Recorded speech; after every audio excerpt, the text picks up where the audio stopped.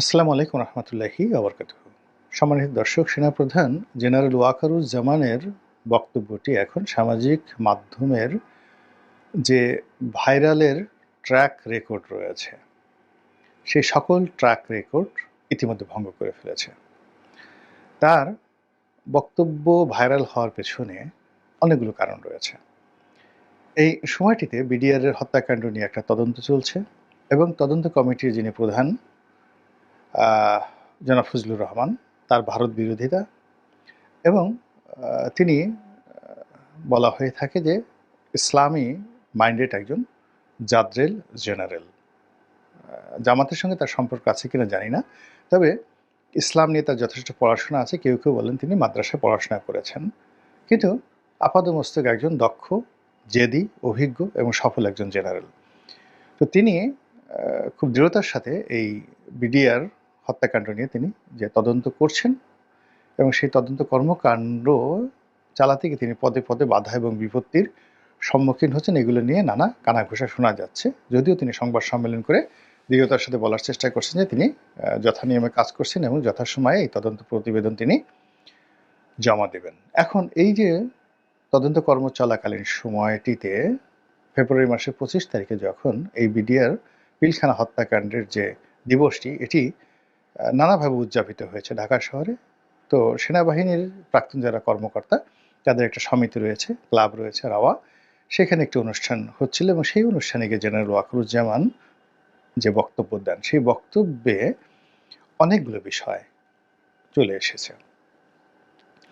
তো প্রায় সবগুলি হট আইটেম এবং সেখানে তিনি এই বিডিআরের যে পিলখানা হত্যাকাণ্ড, তার সঙ্গে তদন্ত কমিটি এবং এই হত্যাকাণ্ড এবং তদন্ত কমিটি নিয়ে যে সকল ভাই মার্কেটে প্রচলিত আছে, যা কিনা মানুষকে বিক্ষুব্ধ করছে, কনফিউজ করছে, বিভ্রান্ত করছে এবং সেনাবাহিনীর মধ্যে যে ইউনিটি, সেই ইউনিটি নষ্ট করছে এবং বিজিবি এখন যারা আছে, তো তাদের কর্মকাণ্ডে রীতিমতো স্থবির হয়ে পড়েছে। এই বিভিন্ন রকম এই বিডিআরের ঘটনা নিয়ে কীভাবে স্থবির হয়ে পড়েছে, জাস্ট একটা উদাহরণ দিই। আমার বাসার তো আসলে বিডিআরের লেকের পাড়ে, পুরো ঘটনাটা সেদিন যা কিছু ঘটেছে আমি তো নিজের চোখে আমাদের দেখা, আগে পিছে সবসময়। বিডিআরের যেটা লেক আছে পিলখানাতে, সেই লেকের তীরে নাইম রোডের শেষ বাড়িটা আমার বাড়ি। তো সেখানে থেকে আমি যে দৃশ্য দেখেছি ঢাকা শহরে, ওই দৃশ্য কেউ দেখেনি। 2 নম্বরে হলো, ওই বিডিআরে আমি ভিতরে, আমার ফুফা চাকরি করতেন। আমি যখন ঢাকা কলেজে পড়ি, ওই বিডিআরে আমি ছিলাম অনেক দিন, বছর 2 ছিলাম। তো বছর 2 মতো আমি যখন বিডিআরে ছিলাম, ওই সময়টাতে বিডিআরের প্রতিটি ইঞ্চি ইঞ্চি জায়গা আমার চোখে ভাসছে। ওখানে কয়টা ব্যারাক আছে, অফিসার্সরা কোথায় থাকেন, ডিজি সাহেব কোথায় থাকেন, প্রত্যেকটা জিনিস আমার চোখের সামনে ভাসছে। ওখানে সুইমিং পুল কোথায়, বাগান কোথায়, অডিটোরিয়াম কোথায়, সব কিছু, গেট কয়টা আছে, কোন গেট দিয়ে কীভাবে বের হওয়া যায়, সব জিনিসগুলো আমার চোখের উপর ভাসছে, যেহেতু আমি ভিতরে সেখানে ছিলাম। 3 নম্বর হলো, 25 তারিখে একেবারে সকাল 10টা থেকে আমি যমুনাতে ছিলাম, 10টা থেকে একেবারে বিকেল 4টা পর্যন্ত। এই সময়টিতে শেখ হাসিনার সেই বাসভবনে, সরকারি বাসভবনে, তিনি তখন নতুন প্রধানমন্ত্রী হলেন, কি হয়েছে সেটা আমার দেখার সুযোগ হয়েছে। কাজেই এখন অনেক কথা বলছেন, অনেক কথা বলছেন যে কথার সঙ্গে কোনো বাস্তবতার মিল নেই। এমনকি তদন্ত কমিটি যাদের সাক্ষাৎকার নিচ্ছেন, তারা আংশিকভাবে দেখেছেন অনেক কিছু। কিন্তু এই যে আমি যেটা বললাম যে আমি ভিতরের ঘটনা দেখেছি, ওই ঘটনা টেলিভিশনে দেখেছি, বাসার সামনে দাঁড়িয়ে দেখেছি, ওখানকার আর্তচিৎকার শুনেছি। তারপর ক্ষমতার যে কেন্দ্র, একেবারে প্রধানমন্ত্রীর বাসভবনে পুরো সকাল 10টা থেকে 2টো পর্যন্ত ছিলাম এবং ওই দিন 3 বাহিনীর প্রধানের সঙ্গে আমার প্রায় ঘণ্টাখানিক পাশাপাশি বসে কথা বলার সুযোগ হয়েছিল, জেনারেল মইনুল আহমেদ সহ নৌবাহিনী প্রধান, সেনাপ্রধান। তো সেই দিক থেকে এ কথা সত্য, ওখানে যত গুলাগুলি বিডিআর সদস্যরাই করেছেন। এখন বলা হয় যে বাইরে থেকে লোক ভাড়া করে এসেছে, ট্রাক দিয়ে ঢুকেছে, ওইটা ঢুকেছে, তারাই ওইটা মেরেছে। তাহলে অস্ত্রাগার লুট করে যারা অস্ত্র হাতে নিয়ে গোলাগুলি করেছে, তারা কি আঙ্গুল চুষেছেন? এগুলো বললে হবে? সেই কথাটাই সেনাবাহিনী প্রধান বলেছেন। এখন বলার চেষ্টা করছে যে যারা জেলখানাতে গেছেন, শাস্তি পেয়েছেন, তাদেরকে ফেরত দিতে হবে। তারপর তাদের চাকরি ফেরত দিতে হবে, তাদেরকে মাফ করতে হবে, ইত্যাদি ইত্যাদি অনেক কিছু, এবং তাদেরকে চাকরিতে পুনর্বহাল করতে হবে। এই পরিবেশ পরিস্থিতির কারণে পুরো বিজেপি স্থবির অবস্থায় আছে, এবং এটা নিয়ে সেনাবাহিনীর মধ্যে নানা রকম বিভক্তি তৈরি হচ্ছে। এবং সেই কারণে এই যে জেনারেল ওয়াকারুজ্জামানের যে বক্তব্য, সেই বক্তব্য পয়েন্টিভ, তারপরে শেষে প্রাসঙ্গিক, তারপর ইম্পর্ট্যান্ট, গুরুত্বপূর্ণ এবং দিক নির্দেশনামূলক অ্যাজ এ লিডারশিপ স্পিচ। এই কারণে এটা ভাইরাল হয়েছে। তিনি এখানে স্পষ্টতই কতগুলো শব্দ ব্যবহার করেছেন, সেই শব্দগুলো নিয়ে আলোচনা করব। তিনি এই বিডিআরের হত্যাকাণ্ডের সঙ্গে সঙ্গে ডক্টর মোহাম্মদ ইউনূসের মনোভাব, তার কর্মকাণ্ড, তারপর সরকারের কর্মকাণ্ড, রাজনৈতিক দলগুলোর কর্মকাণ্ড, বাইরে যে মব হচ্ছে, আইনশৃঙ্খলার যে অবনতি, পুলিশের সঙ্গে সেনাবাহিনীর যে মনস্তাত্ত্বিক দূরত্ব, টোটাল প্রশাসন ব্যবস্থা যেভাবে ভেঙে পড়েছে, সেই প্রশাসন ব্যবস্থার মধ্যে সব যেখানে ভেঙে পড়েছে, সেখানে সেনাবাহিনীর চেইন অফ কমান্ড ঠিক রাখার জন্য তাকে কি পরিশ্রম করতে হচ্ছে এবং কী রকম বেদনা তাকে তাকে ভোগ করতে হচ্ছে, তা তিনি তার এই বক্তব্যের মাধ্যমে পরতে পরতে ফুটিয়ে তুলেছেন বললেই এটি সামাজিক মাধ্যমের যে সার্চ ইঞ্জিন রয়েছে বা এগুলোকে ম্যাটেরিয়ালাইজ করার জন্য বা এগুলোকে ইভ্যালুয়েট করার জন্য যে সকল এআই টেকনোলজি রয়েছে, সেখানে ওনার এই বক্তব্যটি ভাইরাল। এখন ভাইরাল সংখ্যার দিকের কারণে ভাইরাল নয়, সমাজের যত গুরুত্বপূর্ণ জায়গাগুলো রয়েছে, যত জ্ঞানীগুণী ব্যক্তি রয়েছে, তারা এটা দেখছেন, কথা বলছেন, ভিডিও বানাচ্ছেন, আলোচনা করছেন, মূল্যায়ন করছেন। সব মিলিয়ে অ্যাজ এ হোল গত ৮-১০ বছরে কারো বক্তব্য নিয়ে এইরকম যাকে বলা হয় হৈ হৈ রই রই কাণ্ড, তোলপাড়, লঙ্কা কাণ্ড, তারপরে এরকম ভাইরাল এরকম অবস্থা তৈরি হয়নি। তো যেহেতু এটা ভাইরাল হয়ে পড়েছে, অবশ্যই তিনি এই কথাগুলো বলার জন্য তিনি প্রস্তুতি নিয়ে এসেছিলেন এবং তিনি মুখস্থ করে এসেছিলেন কোথায় কোন কথা বলতে হবে। এটা অটোমেটিক এই কথাগুলো হয়নি, এবং এই কথাগুলো বলার জন্য তিনি অনেক দিন ধরে সুযোগ খুঁজছিলেন। তারপরে এই কথাগুলো বলার জন্য তার শরীর মন অনেক দিন ধরে উথাল পাথাল করছিল, এবং তার প্রেক্ষিতে তিনি হঠাৎ করে এই কথাগুলো বললেন। আর এই কথার ফলাফল কি সেটিরই ভাব সম্প্রসারণ সংক্ষেপে করে আজকের বক্তব্য শেষ করব। আমরা সাধারণত যখন বলি আরে হয়েছে অনেক কিছু হয়ে গেছে, দেখছি, এটিকে ইংরেজিতে প্রকাশ করার জন্য আমরা বলি এনাফ ইজ এনাফ। তো এনাফ ইজ এনাফ, যথেষ্ট হয়েছে, আর দরকার নেই। তো এটার এক ধরনের অর্থ, কিন্তু যখন সেনাপ্রধান বলেন এনাফ ইজ বলেননি, এনাফ ইজ এনাফ এবং কোনো ডটও দেননি, দুইবার বলেছেন যথেষ্ট। এর অর্থ তিনি বাক্য শেষ করেননি, ইনফিনিট টেন্স, এটিকে বলা হয় সেন্টেন্স। এবং তার বাক্যের যে পরবর্তী, আপনি যদি বলতেন এনাফ ইজ এনাফ, ওখানে কিন্তু শেষ হয়ে যেত বাক্যটি। আর যখন বললেন এনাফ এরপরে কিছু একটা বলবেন, ওখানেই বাক্য শেষ হয়ে গেল। এর পরবর্তী বাক্যটা কি, এটি নিয়ে আলোচনা হচ্ছে। যথেষ্ট হয়েছে, এরপর কি, এরপর কি, এটা নিয়ে কিন্তু আলোচনা হচ্ছে। এরপর উনি কি করবেন? উনি কি ভয় দেখাচ্ছেন? সামরিক শাসন হবে, ইলেকশন হবে, তিনি কি আওয়ামী লীগের পক্ষে দালালি করছেন? নানা রকম ভাইব, নানা রকম আলাপ আলোচনা হচ্ছে, কিন্তু ঘটনা যাই হোক না কেন সবকিছু কিন্তু তার পক্ষে যাচ্ছে। এই যে তাকে নিয়ে আমরা আলোচনা করছি, সবকিছুর ঊর্ধ্বে তার গুরুত্ব আমরা দিচ্ছি।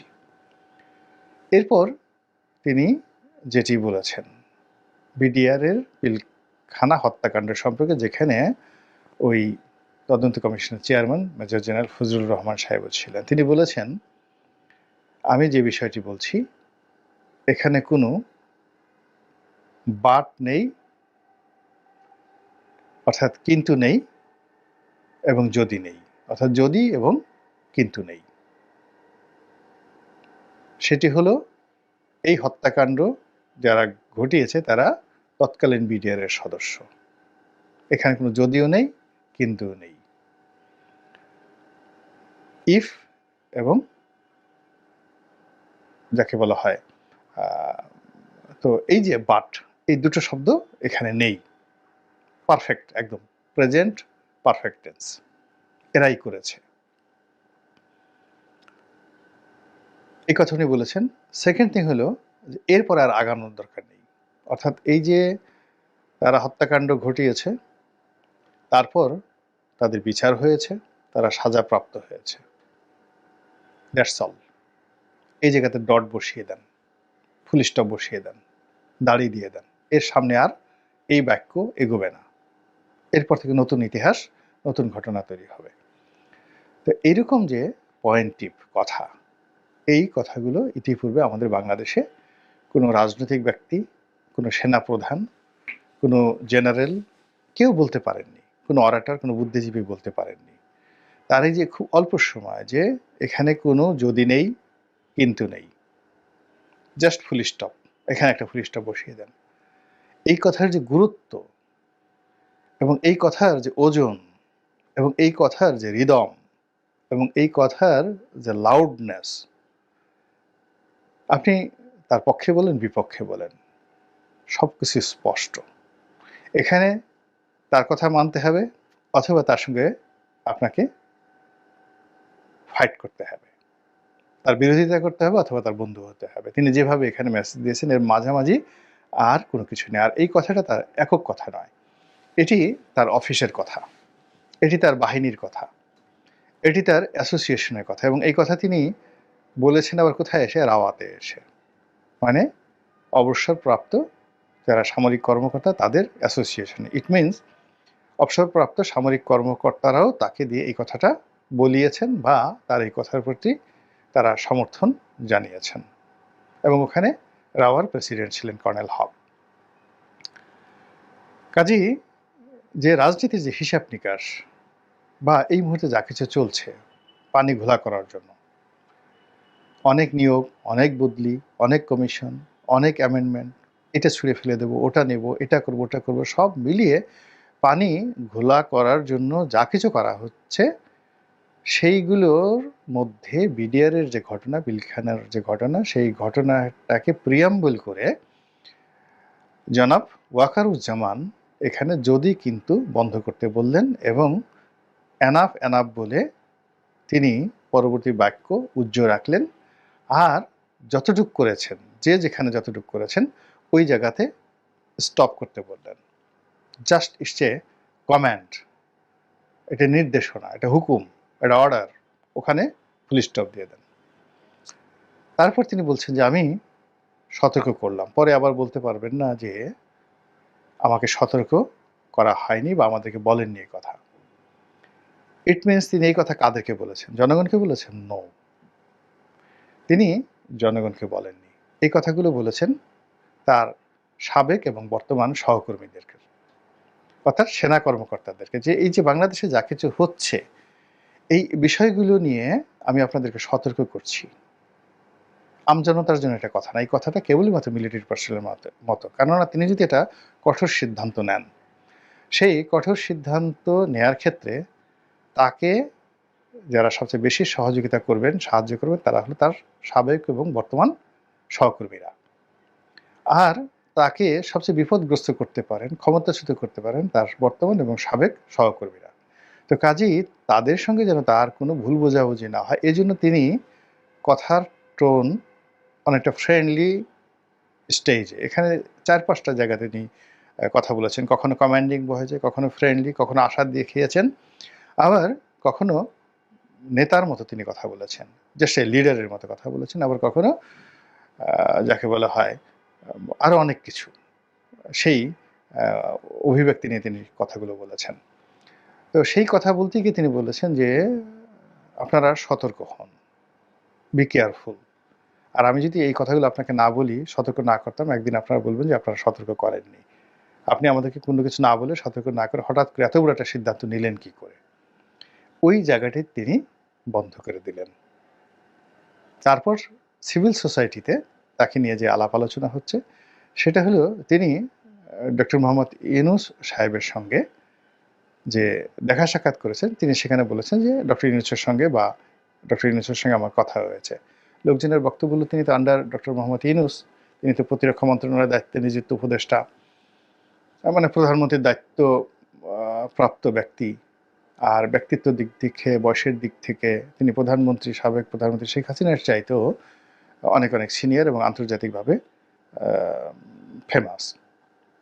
তো যেখানে শেখ হাসিনাকে তিনি মাননীয় প্রধানমন্ত্রী বা মাননীয় শেখ হাসিনা এভাবে বলেন, তো সেখানে তিনি ডক্টর মোহাম্মদ ইউনূসকে নিয়ে কেবলই মাত্র কোনো বিশেষণ যোগ না করে কেবলমাত্র ইউনূস শব্দ বা ডক্টর ইউনূস বলেছেন, এটি নিয়ে সবাই বিতর্ক করার চেষ্টা করেছে। এর মধ্যেও কিন্তু খেলতামশা আছে। আপনি লক্ষ্য করবেন যে সম্মান পেতে হলে সম্মান দিতে হবে। এখন ডক্টর মোহাম্মদ ইউনূসের সঙ্গে ওয়াকারুজ্জামান সাহেবের একটা মনস্তাত্ত্বিক দূরত্ব তৈরি হয়ে গেছে অনেক আগে, এটা আমরা সবাই জানি। যখন তিনি 18 মাসের মধ্যে নির্বাচন হতে পারে এরকম একটি বক্তব্য দিলেন, তখন কিন্তু ডক্টর মোহাম্মদ ইউনূসের অফিস থেকে হই হই রই রই করে সবাই তাকে একেবারে রীতিমতো অপদস্থ করে ফেলল। দ্বিতীয়ত ডক্টর মোহাম্মদ ইউনূসও তিনি যে কথাগুলো বললেন, ঘুরালেন পেঁচালেন, বক্তব্য দিলেন, তাতে করে রীতিমতো মিস্টার ওয়াকারুজ্জামান একটা বিব্রতকর অবস্থার মধ্যে পড়লেন। ফলে এর পরবর্তীতে দেখা গেল যে তিনি তার সঙ্গে দেখা করেছেন এই ঘটনার পরে, অর্থাৎ এই যে ওয়াকারুজ্জামান সাহেব যে কথাটা বলেছেন সেই কথা নিয়ে ডক্টর মোহাম্মদ ইউনূস বিতর্ক করার পর তিনি যেই কবারই দেখা করেছেন তাদের মধ্যে ঠিক সেই আগের সেই সুসম্পর্কটি দেখা যায়নি, সেই সম্পর্কটি দেখা যায়নি। অথচ প্রথম যখন তিনি তাকে রিসিভ করেছেন, তারপর তার সঙ্গে তার যত ছবিগুলো এই তার যে 18 মাসের মধ্যে নির্বাচন হতে পারে বা হবে, হওয়া উচিত, এই বক্তব্যের আগে যে ছবিগুলো আপনি সেগুলো দেখেন যে তিনি সর্বোচ্চ চেষ্টা করেছেন তার সঙ্গে একটি সৌহার্দ্যপূর্ণ সম্পর্ক স্থাপন করার জন্য, কিন্তু পরবর্তীতে সেটা আর হয়নি। তার টুপির দিকে তাকালে, তার মাথার দিকে তাকালে, তার বসার দিকে তাকালে কিন্তু এটা বুঝতে পারা যায়।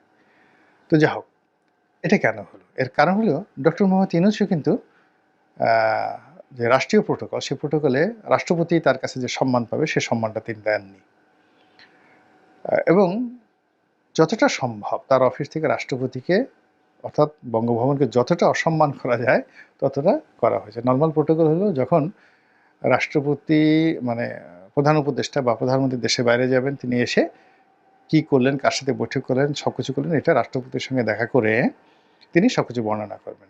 গত কয়েক মাসে ডক্টর মোহাম্মদ ইউনূস তিনি রাষ্ট্রপতির সঙ্গে দেখা করেছেন বিদেশ থেকে এসে, তারপরে সব কিছু বর্ণনা করেছেন, এরকম কোনো সিঙ্গেল উদাহরণ আছে?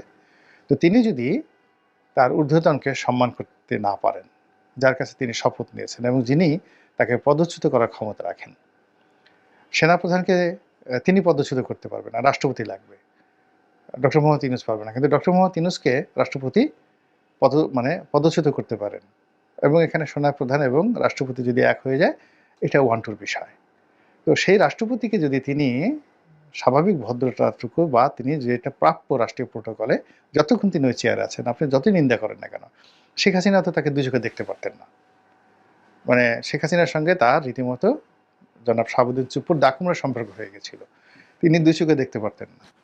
তারপর তো শেখ হাসিনা বিদেশ থেকে এসে তার সঙ্গে দেখা করতেন, এবং মানে প্রধানমন্ত্রী শেখ হাসিনা যিনি তাকে নিয়োগ দিয়েছেন, তো শেখ হাসিনা নিয়োগ দিয়েছেন রাষ্ট্রপতিকে, তিনি গিয়ে তার সঙ্গে প্রোটোকল মেনটেন করেছেন, এবং শেষের দিনও তিনি তার সাথে দেখা করে যাওয়ার চেষ্টা করেছিলেন, কিন্তু কোনো সুযোগ ছিল না। তিনি গাড়িতে করে মানে বঙ্গভবনে যাবেন, তার সাথে দেখা করবেন, কিন্তু পুরো রাস্তা দখলে ছিল এবং সেনাবাহিনী তাকে সে নিরাপত্তা দিতে পারেনি, ফলে তিনি যেতে পারেননি।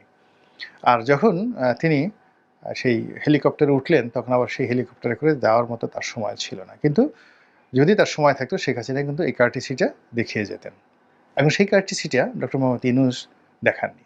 দ্বিতীয়ত এইবার যে 21শে ফেব্রুয়ারিতে যে ঘটনা ঘটেছে, এর দেখলে তো আপনার মাথা খারাপ হয়ে যেত, যেটা শহীদ মিনারে ঘটেছে। প্রথমে রাষ্ট্রপতি ফুল দিলেন, এরপরে প্রায় 20-25 মিনিট সেখানে কোনো লোকজন নেই। এরপরে মানে যারা উপস্থিত তারা তো অনেকে ভয় পেয়ে গেলেন যে দেশে কু হয়ে গেল কিনা, রাষ্ট্রপতির পরে তো প্রধান উপদেষ্টা দিবেন। মূল ব্যাপার হলো রাষ্ট্রপতি ফুল দিয়েছেন, তারপর তিনি ওই এলাকা ত্যাগ করেছেন, এরপর ডক্টর মোহাম্মদ ইউনূস সেখানে ঢুকেছেন। আচ্ছা, চুপ্পু সাহেবের সাথে তার তো কোনো মানে শত্রুতা নেই। চুপ্পু সাহেবের সাথে তার কোনো ব্যক্তিগত লেনাদেনা নেই। চুপ্পু সাহেব তার কোনো ক্ষতি করেননি। তার বিরুদ্ধে তিনি যা বলেছেন তাই তো করেছেন। কিন্তু তাকে তিনি কেন এই অপমান করলেন? দ্বিতীয়ত, যখন ডক্টর মোহাম্মদ ইউনূস সেখানে ফুল দিতে গেলেন, আগের রাষ্ট্রপতির যে ফুল দেওয়া ছিল সেই ফুল-টুল সব সরাই ফেলা হয়েছে সেখান থেকে। ছুঁড়ে ফেলে দেওয়া হয়েছে সেই ফুল। ২১শে ফেব্রুয়ারি ওখানে যারা উপস্থিত ছিলেন তারাই আমাকে বলেছেন। তা আপনি যদি একজনকে সম্মান না করেন, সঙ্গতি করেন, আপনাকে কেউ সম্মান করবে না। তো এই যে একটা অসম্মানের যে জায়গাটা, এই জায়গাটা মানে আস্তে, আস্তে উপর থেকে নিচের দিকে কিন্তু ক্রমশ যাচ্ছে। তো ওই বিষয়গুলো মোটামুটি সেনাপ্রধানের যে ভাষণ, সেই ভাষণে কিন্তু আমরা সেটার একটা ইন্ডিকেশন পেয়ে যাই। তবে যাই হোক না কেন, এই প্রথমবারের মতো জেনারেল ওয়াকারুজ্জামান যে ভাষণটি দিয়েছেন, বক্তব্যটি দিয়েছেন, এই বক্তব্যকে কেন্দ্র করে যা কিছুই হচ্ছে, যত কথাবার্তা হচ্ছে, সবই সেনাবাহিনীর পক্ষে যাচ্ছে, সবই তার পক্ষে যাচ্ছে। এমনকি তাকে যারা অকথ্য ভাষায়, অশ্লীল ভাষায় গালাগাল করছে, অনেকে তাকে মানে আরও মানে খালেদ মোশাররফে পরিণতি ভোগ করতে হবে ইত্যাদি, ইত্যাদি কথাবার্তা বলছে। এইগুলো আল্টিমেটলি তার পক্ষে যাচ্ছে। কারণ হলো any kinds of advertisement or publication, এটি আপনার পক্ষে হোক বা বিপক্ষে হোক, আল্টিমেটলি আপনার পক্ষে চলে যাবে। মহান আল্লাহ আমাদের সবাইকে হেদায়েত দান করুন এবং হেফাজত করুন। আসসালামু আলাইকুম ওয়া রাহমাতুল্লাহি ওয়া বারাকাতুহু।